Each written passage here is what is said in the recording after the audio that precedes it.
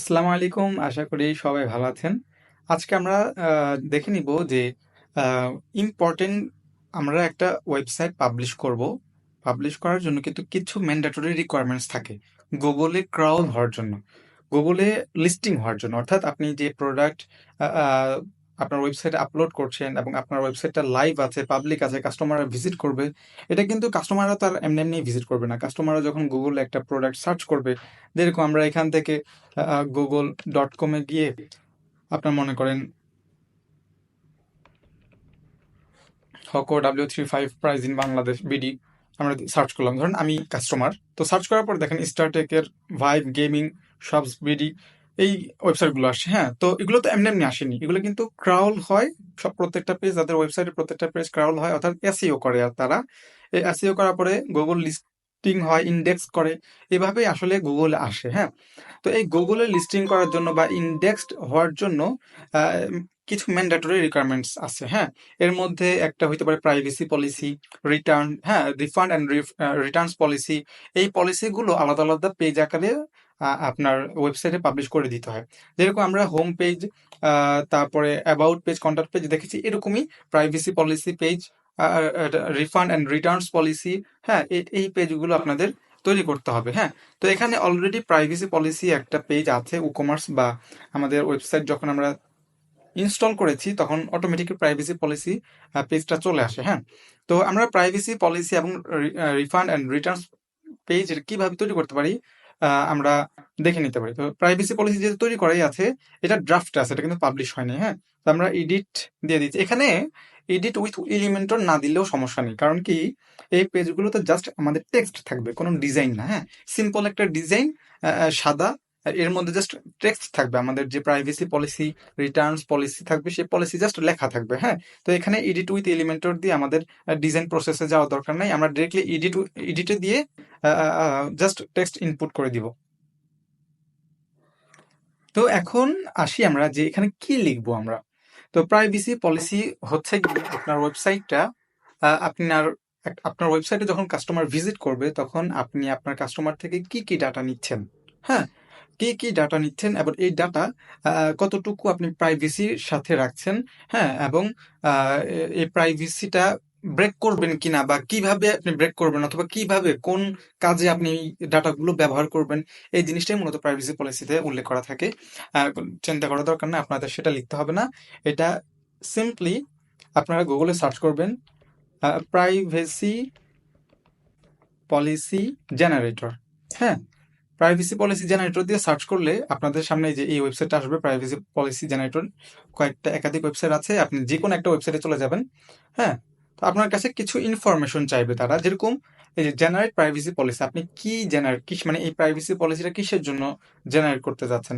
এখানে website app দুইটা option আছে, আপনি অবশ্যই ওয়েবসাইট সিলেক্ট করবেন, যেহেতু আপনার website. Continue and generate privacy policy আপনি ক্লিক করবেন। ক্লিক করার পরে রিডাইরেক্ট করে একটা পেজে নিয়ে যাবে। এখানে আপনার ওয়েবসাইট নাম চাইবে https://fantasticdokan.com। What is your website name? Fantastic দোকান। আপনার ওয়েবসাইটের নাম দিবেন, আপনার ওয়েবসাইট ইউআরএল দিবেন। এন্টিটি টাইপ, হ্যাঁ, I am business, I am individual. এটা হচ্ছে কি আপনার পোর্টফোলিও ওয়েবসাইট হলে তখন, কিন্তু আমরা তো বিজনেস করছি, তো বিজনেস দিবেন। My company LLC, what is the name of the business? Fantastic দোকান দিয়ে দেন, ফ্যান্টাস্টিক দোকান। What is the address of the business? আপনি অ্যাড্রেস নামটা দিয়ে দেন, মানে আপনার অ্যাড্রেস যেটা শপ অ্যাড্রেস সেটা দিয়ে দেন। মুগদা মুগদা মুগদা মুগদা ঢাকা। সিম্পলি একটা অ্যাড্রেস দিয়ে দিচ্ছি আমি আপনাদের দেখানোর জন্য, মুগদা 1217। তারপরে এন্টার দি কান্ট্রি, আপনি কান্ট্রি দিয়ে দেন এখান থেকে বাংলাদেশ। তারপরে নেক্সট স্টেপ, আমি তাড়াতাড়ি করছি, আপনাদের টাইম ওয়েস্ট করার কোনো প্রয়োজন নেই। What kind of the personal information do you collect from users? আপনি ইউজার থেকে কি কি ইনফরমেশন কালেক্ট করবেন। হ্যাঁ, তো একটা ইউজার যখন আপনার ওয়েবসাইট থেকে কোনো কিছু কিনতে চাইবে, সাধারণত ইমেল অ্যাড্রেসটা আমরা নিয়ে থাকি, যেহেতু সে লগ ইন করবে, লগ ইনটা মূলত ইমেল অ্যাড্রেস দ্বারাই করে থাকে। তারপর ফার্স্ট নেম আর লাস্ট নেম আমরা নিয়ে থাকবো। ফোন নাম্বারও হ্যাঁ নিব অবশ্যই, অ্যাড্রেসও নিব, যেহেতু আমরা ডেলিভারি করব। সোশ্যাল মিডিয়া প্রোফাইল ইনফরমেশন আমরা নিব না, তবে যদি আমাদের প্রয়োজন হয়, আমরা লগ ইনে অনেক সময় দেখবেন গুগল এবং ফেসবুক কানেক্ট করে দেওয়া প্রয়োজন হয়, যাতে ইউজার তাদের আমাদের ওয়েবসাইটে রেজিস্ট্রেশন করার জন্য গুগল অথবা তাদের ফেসবুক অ্যাকাউন্ট দ্বারাই লগ ইন করে ফেলতে পারে, রেজিস্ট্রেশন করে ফেলতে পারে। হ্যাঁ, তো আমরা এটাও ক্লিক করে দিব, অর্থাৎ এখানে যা আছে সবগুলো ক্লিক করে দিবেন। এক্সট্রা প্রয়োজন হলে আদার্সে যেয়ে এক্সট্রা দিয়ে দিবেন আপনি। How can users contact you for any questions regarding your privacy. আপনার কাস্টমার আপনার সাথে কিভাবে কথা বলবে? অবশ্যই ইমেলের মাধ্যমে কথা বলতে পারবে। আপনার ইমেলটা এখানে দিয়ে দিবেন, support@fantasticdokan.com by visiting a page on our website। হ্যাঁ, এভাবেও যেতে পারে। আপনি আপনার ওয়েবসাইটের কন্ট্যাক্ট পেজ যে অ্যাড্রেসটা থাকবে সেই অ্যাড্রেসটা দিয়ে দিবেন, https://fantasticdokan.com/contact। এই পেজটা এই যে এখানে পাবেন আপনি। এই পেজ না আপনার, এই পেজে যে কন্ট্যাক্ট ভিউতে যাবেন, ভিউতে যাওয়ার পরে এই যে অ্যাড্রেসটা থাকবে না, এই অ্যাড্রেসটাই দিবেন। এটা কিন্তু আমরা লোকালি কাজ করতেছি, তো এটা আমার ডোমেইন না, এটা জাস্ট একটা এক্সাম্পল ডোমেইন। এটা আপনাদের খেয়াল করার দরকার নেই যে এটা আপনার ডোমেইন থাকবে, তারপর হয়তো কন্ট্যাক্ট থাকবে, কন্ট্যাক্টস থাকবে, কন্ট্যাক্ট আস থাকবে। হ্যাঁ, এরকম থাকবে। আপনি যেভাবে তৈরি করেছেন ওয়েবসাইটে সেভাবে থাকবে। তো লিঙ্কটা এখানে দিয়ে দিবেন। বাই ফোন নাম্বার, আপনি অবশ্যই বিজনেস যেহেতু করছেন এখানে আপনার ফোন নাম্বারও দেওয়া থাকতে পারে, এটসেট্রা একটা নাম্বার দিয়ে দিবেন। অবশ্যই এখানে কারেক্ট ইনফরমেশন দিবেন, হ্যাঁ, কোনো ভুল তথ্য দিবেন না। বাই সেন্ডিং পোস্ট মেইল, হ্যাঁ, পোস্ট মেইল আপনাকে যদি কোনো পোস্ট পাঠাতে চায় মেইলে, সেটা একটা অ্যাড্রেস দিয়ে দিবেন। আচ্ছা, এটা আমাদের লাগবে না। নেক্সট স্টেপে গেলে দেখেন যে choose hour professional privacy policy instead of the free privacy policy using. হ্যাঁ, তো প্রাইজিং, হ্যাঁ, আমরা I don't want a professional privacy policy. এখানে তারা একটা অ্যামাউন্ট চার্জ করবে যদি আপনি তাদের প্রফেশনাল সার্ভিসটা চান। তো আমরা না প্রফেশনাল সার্ভিস চাই না। আমরা এই যে এখানে লেখা আছে no, I don't want a professional privacy policy, এটা ক্লিক করে দিলেই আপনাদেরকে ফ্রিলি তারা ইনফরমেশন দিয়ে দিবে। তো এখান থেকে আপনারা যখন ইমেলটা দিয়ে জেনারেট দিবেন, আপনাদের কাছে ইমেলটা চলে আসবে। সেই ইমেইলেই আপনাদের প্রাইভেসি পলিসিটা লেখা থাকবে। আপনারা জাস্ট, আমি আর এখানে দেখালাম না, দরকার নেই, আশা করি আপনারা বুঝতে পারছেন। তো সেই লেখাটা এনে এখানে কপি অ্যান্ড পেস্ট করে দিবেন, বুঝছেন? আর এখানে যে ডাটাগুলো আছে এগুলো সব ডিলিট করে দিবেন। এই যে এখান থেকে ধরে যদি আপনি ব্যাক স্পেস দেন, সব চলে যাবে। এবার আপনি কপি করে আপনার ওই যে প্রাইভেসি পলিসি যেটা জেনারেট করছেন সেটা কপি করে এখানে পেস্ট করবেন, ছেড়ে দিবেন, হয়ে যাবে। হ্যাঁ, তারপর পাবলিশ দিয়ে দিবেন, শেষ হয়ে গেল। এটাই হচ্ছে কি আপনার প্রাইভেসি পলিসি পেজ। এখন আছে আমরা এটা তো হচ্ছে গিয়ে সাধারণ একটা প্রাইভেসি পলিসি আপনারা দিলেন, একেবারে সাদামাটা একটা প্রাইভেসি পলিসি। আপনারা যদি চান আপনারা আরো জেনুইন ভাবে প্রাইভেসি পলিসি এবং রিফান্ড টার্মস কন্ডিশন পলিসি আরো অরিজিনাল বা জেনুইনলি তৈরি করতে চান, তাহলে আপনারা, যেহেতু আমরা ড্রপশপের আন্ডারে কাজ করছি, ড্রপশপের যে প্রাইভেসি এবং রিটার্নস পলিসিগুলো আছে সেগুলো আমরা ফলো করতে পারি।